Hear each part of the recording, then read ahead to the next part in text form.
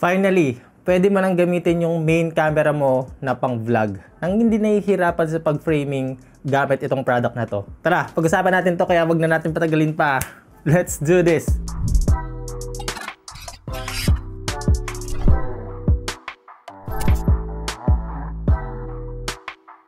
What's up guys? Ako nga pala si Poy and welcome back sa channel. So guys, ito yung Cinco X-View M4. So isa itong mobile monitor. Kung makikita nyo, gamit ko yung main camera ng phone ko ngayon, pero nakikita ko siya dito sa monitor na to.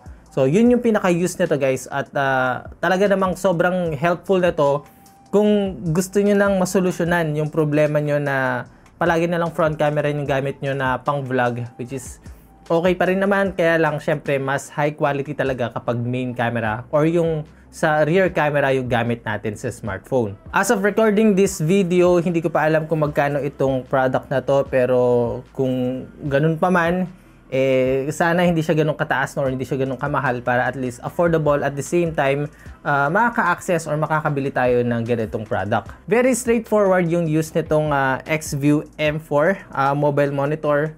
Yun nga, sa pangalan pa lang niya, isa siyang monitor para sa mobile phone or para sa smartphone. Meron tayo ditong 3.97 inch screen size, and then meron siyang battery na 1,300 mAh capacity. According kay Cinco, pwede natin magamit itong product na to ng up to 3 hours straight of usage. So pwede na. Ako kasi madalas 40 to 1 hour lang ang pag-shoot ko sa isang full length na video. So what if gumagawa ka lang ng short, ng reels, ganyan, TikTok, talaga naman matagal mo itong magagamit. Para sa design nito guys, napakasimple lang. Meron siyang Cinco branding dito, and then meron siyang magnetic mount dito guys, na pwede natin i-attach sa any MagSafe compatible na iPhone, and of course pwede rin naman sa Android, pero meron tayong ikakabit na metal ring na provided naman siya sa box. Ayan. So ito, ilalagay lang natin siya sa back panel ng Android phone natin, and then yun. Tulad nito guys, itong Z Fold, meron tayong metal ring dito, so pwede natin i-attach itong X-View M4. Now, para sa buttons and ports nito, dito sa pinakailalim, nandito yung kanyang Type-C charging port, andito yung kanyang on and off switch, and then meron siyang speaker, no, para kapag nag-view tayo ng video dito, pwede natin siyang marinig dito. And then dito sa kanyang right side, dito natin makikita yung lahat ng button na magagamit natin dito. Actually, yung per button dito, dalawa yung use nila. So itong una, ito yung shutter button, at the same time yung pag-change natin ng aspect ratio. Next is yung kanyang flip and rotate button, volume up and brightness pataas, and lastly yung kanyang volume down and yung brightness pababa. And basically guys, that's it. Napakadali niya lang gamitin. Actually, pati sa pag-prepare, sobrang dali lang din. Kailangan mo lang siyang i-connect sa phone mo via wireless projection.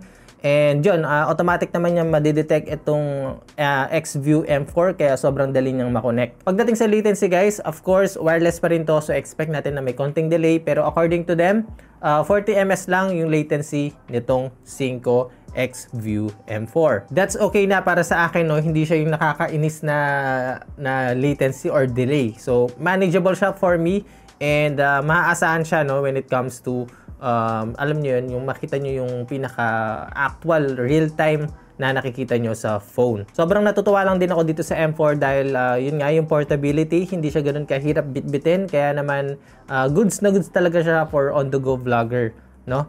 And sobrang laki ng tulong din talaga niya na magamit natin yung main camera, which is very important sa akin yun dahil ano ako ma-quality ako Gusto ko highest quality yung makuha ko, and yep, sa mga normal phone, Android phone, iOS, talaga naman magagamit na natin finally yung main camera ng mga phone natin nang hindi nahihirapan sa pag-frame. And that's it guys for today's video. I hope na nakatulong itong video na ito kung naghahanap kayo ng solution, no, sa problema nyo na magamit yung main camera nyo as your vlogging camera. Ito na yun, yung product na pinakahihintay mo. Anyway, kung interesado kayo dito, meron akong official link na nilagay dyan sa description box. Check nyo na lang. Alright, so paano ba yan? Hanggang dito muna sa ngayon. Ako nga pala si Poy, unboxing anything just for you.